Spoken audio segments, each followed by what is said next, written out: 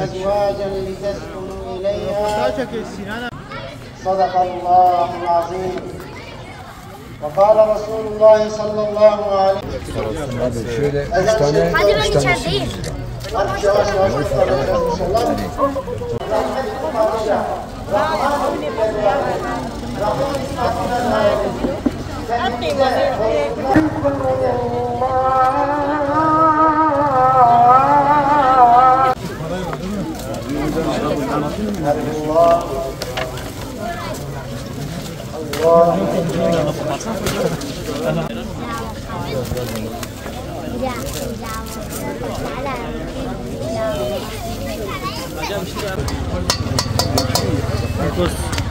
تشقلي دست دیگه مثلا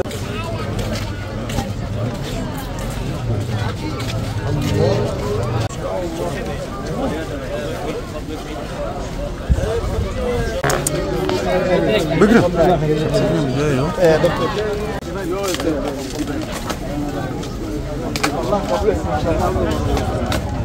ودي خير وقم كي تشعبات نبي ورد başka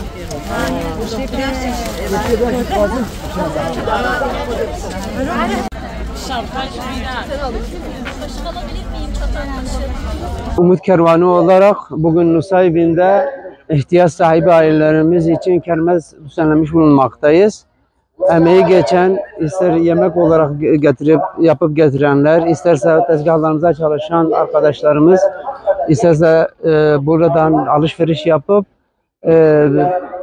ihtiyaç sahibi ailelerimizin bakımına yardımcı olan bütün vatandaşlarımıza teşekkür ediyoruz. Hayırlara vesile olması dileğiyle gelirini tamamını inşallah Nusaybin'deki ihtiyaç sahibi ailelerimiz için kullanacağız.